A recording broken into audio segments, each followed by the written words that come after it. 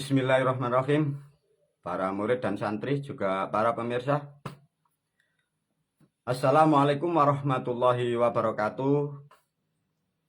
Untuk video ini guru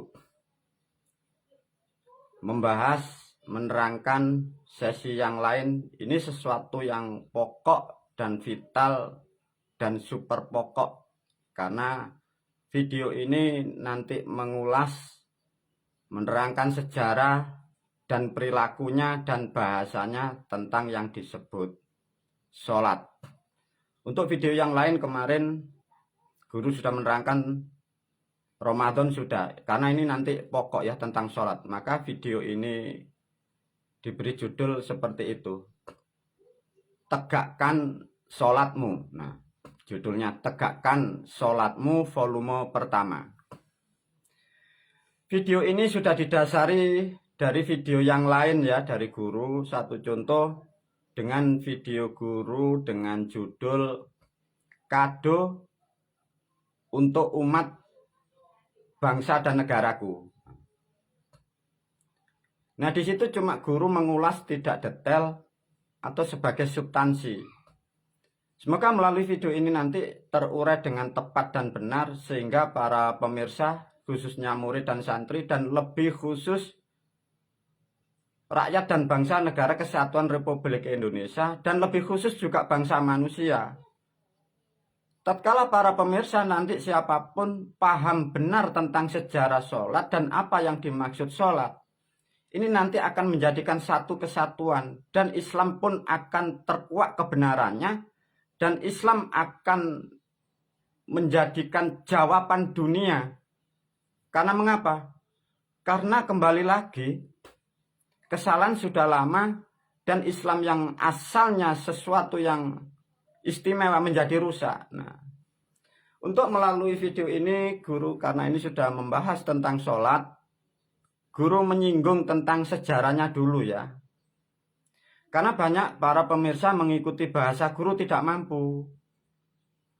Karena guru memakai bahasa ini sangat lama, sehingga para pemirsa itu memakai substansi atau memakai referensi kitab buatan. Tidak bisa ya para pemirsa.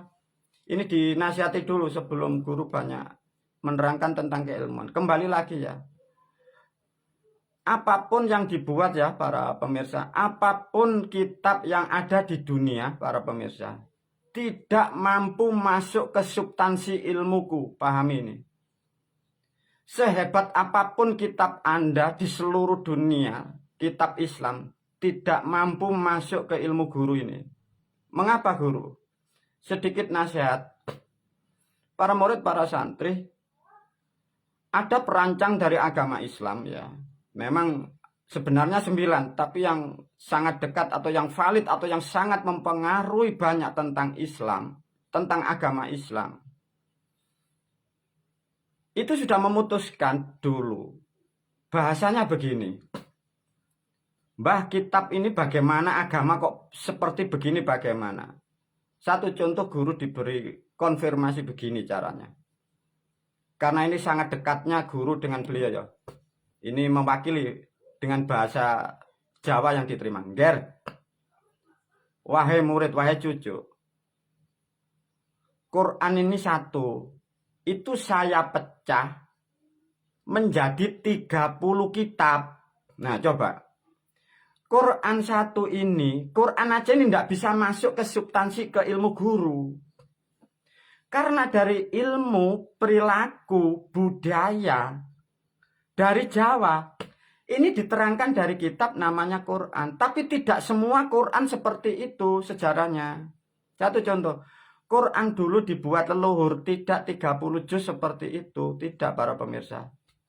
Maka hanya sebagian. Maka di Quran itu ada yang valid, itu menerangkan ilmu. Satu contoh kemarin kan Alif Lam Mim, Kaf Ha Ya Ain Shad, Yasin. Itu ilmu ya para pemirsa. Lah keterangan yang lain itu bukan beliau yang membuat, tapi dari substansi yang dimaksud Quran itu dijabarkan oleh beliau itu 30 kitab para pemirsa. Jadi 30 kitab ini belum mampu masuk di Quran.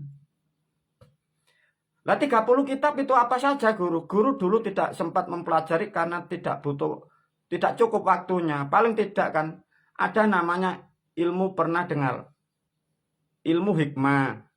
Ada nanti ilmu hukum, kitabnya ilmu hikam, nahwu, ilmu tajwid, ilmu sorob, ilmu banyak. 30 kitab itu satu sosok yang membuat.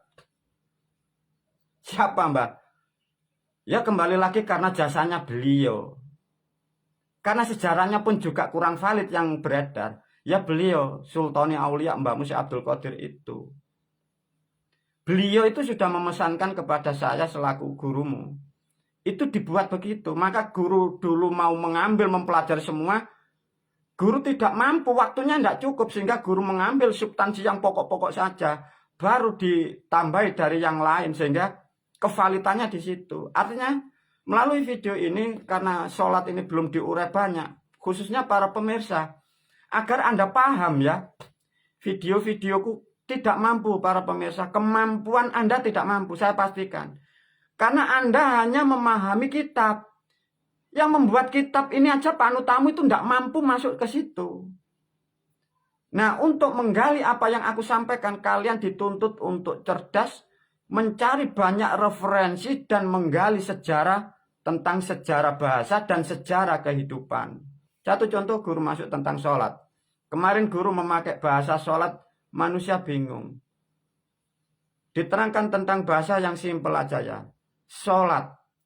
Tafsir macam-macam. Ada yang sholat, ada yang sholi, ada as-sholu. Nah, sholat itu maka mempunyai makna wajib dari kirata basa. Nek iso ojo telat. Maka nek iso ojo telat itu mempunyai makna itu penting. Karena menjadikan nasihat, maka bahasanya itu diwajibkan. Jadi karena dari substansi bahasa nek iso ojo telat, karena ini kebutuhan, sehingga dikeluarkan statement menjadikan kewajiban. Nah itu loh. Lah lantas bahasa seperti ini kan kembali lagi guru menyampaikan. Kembali lagi tidak akan pernah ada yang tahu seluruh dunia. Karena itu substansinya dari Jawa. Nah kalau sudah paham ini, guru tidak masuk ke tentang agama. Karena guru hanya mengajarkan ilmu selamat. Guru masuk tentang sejarah sholat dan tentang geraknya dulu. Guru mengambil sejarah karena guru ini tidak belajar di sekolahan ya. Guru pun juga tidak mengikuti media.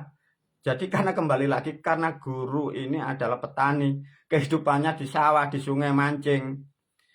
Tapi kalau ditarik dari sejarah kembali lagi ya. Itu semua dari leluhur kita di zaman Kapitayan. Guru tidak masuk tentang sejarah, pahami sendiri, cari sendiri. Guru tidak paham, tidak mengerti. Tapi guru tahu, itu sejarahnya dari Kapitayan. Ya, di dalam sejarah leluhur Kapitayan kita itu, gerak sholat, ya, gerak sholat, itu sudah punya di Jawa, leluhur kita sudah punya, para pemirsa. Jadi 4, berdiri, rukuk, sujud, duduk diam. Leluhur kita sebelum Masehi itu sudah punya. Tinggal guru tidak begitu paham bahasanya, tapi yang jelas bentuk geraknya leluhur kita sudah punya. Tatkala ada ibadah atau agama apapun, kalau caranya memakai ini, artinya itu gubahan. Rumusnya begitu. Sedikit guru hanya pernah masih ingat kalau kita namanya kan sendekap bahasa Indonesia. Kalau orang Jawa kan sendakep. Lihat bahasa-bahasa itu sendekap, sendakep, itu bahasa Kawi para pemirsa. Baru masuk ke bahasa Kapitayan. Nah sedikit guru menyimpulkan tentang geraknya ya. Itu dari leluhur kita dari Kapitayan. Di situ sudah dirumuskan oleh leluhur kita, maka disebutlah dilambangkan 4 gerak. 1, 2, 3, 4. Ngadeg, rukuk, sujud, diam. Rumusnya di situ sudah diterangkan 4. Maka di situ air, unsur api, nah, unsur angin, unsur tanah. Bukan 5, 4. Unsur kayon atau logam itu manusianya yang menjalankan. Makanya 4 gerak, 4 konsep, 4 sari alam dijalankan orangnya menjadi 5. Itu sudah dirintis oleh leluhur kita dari Kapitayan. Cuma guru tidak masuk bahasanya, tolong dicari sendiri. Itu geraknya seperti itu. Lantas bagaimana? Coba ya. Guru masuk sedikit tentang Kapitayan. Mengapa leluhur kita dulu dibuat 4? Untuk menerangkan ini diterangkan pun juga 4 substansi keilmuan. Pernah dengar para murid, para santri? Zat, sifat, afngal, asma. Itu bahasa Jawa, para pemirsa. Asma itu asmo. Afngal itu bahasa Jawa karena sangat lama kalian tidak mengerti. Tatkala itu ditulis dengan bahasa Quran, kok kira itu miliknya orang Arab? No, tidak. Itu bahasa zaman Kapitayan itu. 4 keadaan, 4 unsur diterangkan dengan 4 sama. Zat, sifat, afngal, asma, jadi asmo. Itu sejarahnya begitu. Semua berdasarkan 4. Lah dulu diajarkan untuk menjalankan rotasi, menjalankan kehidupan, maka leluhur kita sudah membuat aturan namanya dino, sasi, tahun, windu. 4, para pemirsa.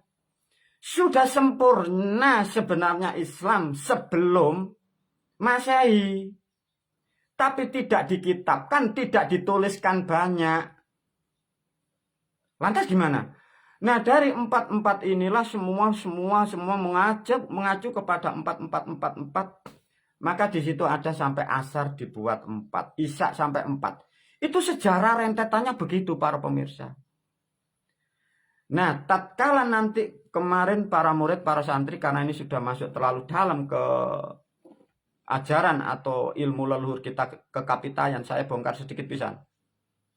Tatkala semua sudah diberi substansi oleh leluhur kita di zaman era Kapitayan, semua dasarnya 4. Dari video guru yang diberi judul Sulaiman volume ke-6, lihatlah. 4 kiblat, 4 arah. 20 hono coroko dibagi 4. 5, 5, 5, 5. Coba kalau tidak percaya, kemarin disentuh guru. Tatkala ada etan kidul kulon lor, hono coroko doto sawolo pode, monggo botongo mati, wa mahiyaya wa mamati, itu maknanya dari alam. Itu tempatnya utara atau lor, maknanya botongo mati. Faktanya orang Islam yang meninggal di Pulau Jawa, mengapa kepalanya ditaruh di utara, di lor? Itu sejarahnya begitu, para pemirsa. Maka kembali lagi ya, guru memberi nasihat kepada para pemirsa. Kalian tidak akan pernah bisa menyangkal kebenaran yang aku sampaikan. Karena menerangkan ini rangkaian terangkai sejarah sampai begitu banyak. Kalau para pemirsa, kalian hanya mendapatkan kitab berapa persen. Kitab itu buatan orang. Di masa tahun berapa tidak mampu, para pemirsa. Lantas apa intinya dari penjelasan ini? 1, bersyukur dan berbahagialah para murid dan santri, khususnya para pemirsa, dan sebenarnya lebih khusus Anda yang ada di bumi Pancasila. Sesungguhnya Islam adalah milik kalian. Karena ada kerusakan yang salah 500 tahun itu. Maka guru dengan susah dan capek, semoga ini nanti tersusun kembali dengan kevalitannya itu. Sehingga umat dan bangsa ini menjadi betul-betul umat yang dalam keadaan Islam. Sehingga betul-betul hidupnya ini nyaman dan damai. Nah, tatkala dari bentuk gerak itu seperti itu, maka tatkala manusia itu berdiri, para pemirsa, itu seakan-akan mengenang, berterima kasih dengan sifat simbolnya sepertinya api. Karena dimanapun api itu berdiri. Tatkala dari berdiri dia menunduk bagaikan layaknya angin, sifatnya lurus. Terima kasih dengan unsur angin. Tatkala dari berdiri dia rukuk sampai turun, terima kasih kepada unsur air. Tatkala diam bagaikan bumi yang tidak pernah bergerak, selalu menerima apa adanya. Bila ditarik kesimpulan dari gerak sholat yang ada sampai sekarang menyebar ke dunia, itu substansinya dari zaman Kapitayan. Itu hanya geraknya ya, ini belum ada alatnya. Lantas gimana guru? Ya memang faktanya begitu, diulas sedikit agar kalian tahu. Tatkala sudah mengerti bahwa 4 seperti itu, disitulah maka mengapa dari cerita sejarah Hindu belum ada, Buddha belum ada, Kapitayan leluhur kita itu sebelum Masehi itu ribuan sudah punya. Nah, disinilah bedanya tatkala cerita tentang dewa atau tentang sejarah Hindu. Mengapa di India tidak ada beliau Mbamu Semar atau Punokawan itu? Nah, itulah yang disebut moyang sejak masa lampau itu. Kalau tidak percaya, Punokawan ada berapa? 4. Pada hakikatnya kalau diterangkan melalui video ini, perancang yang membuat, yang menyusun sampai mempunyai keilmuan dan sistemnya yang menerangkan surga, malaikat dan segala sesuatu, sebenarnya beliau itu siapa, Mbak? Ya Punokawan itu. Tapi karena ada pemahaman yang salah, fitnah yang bertebaran, kalian dijauhkan dari moyangmu sehingga ditutupi sejarah yang rusak, sehingga bangsa umat khususnya kalian yang dari pribumi Pancasila, khususnya yang dari Jawa, kalian putus dari moyangmu. Sesungguhnya moyangmu itulah tempat tumpuan kita. Lantas bagaimana guru kalau seperti ini? Faktanya seperti itu. Melalui video ini guru harus menyampaikan. Karena apa? Pada hakikatnya beliau Punokawan pun tidak mau untuk dibuka. Dan disampaikan pun beliau tidak mau. Karena beliau pun tidak berkeinginan untuk diketahui oleh bangsa manusia. Tapi karena aku gurumu terlalu dekat dan ini sesuatu hal yang sangat istimewa, guru berkewajiban menyampaikan agar kita sampai kapanpun sehingga tidak akan pernah terputus dan tidak akan pernah menjauh dari beliau-beliau itu. Karena beliau-beliau itulah yang disebut yang merahmati kalian dan kita sebagai anak cucu. Dan itulah yang sampai ini hari memperkuat Islam terutama di bumi Pancasila ini. Untuk kelanjutan tentang sholat dilanjutkan untuk volume yang lain. Semoga video pembuka ini tentang tegakkan sholatmu, semoga menjadi pemahaman yang baru bagi umat dan bangsa Indonesia. Wabillahi taufiq wal hidayah wa ridha wal inayah. Assalamualaikum warahmatullahi wabarakatuh.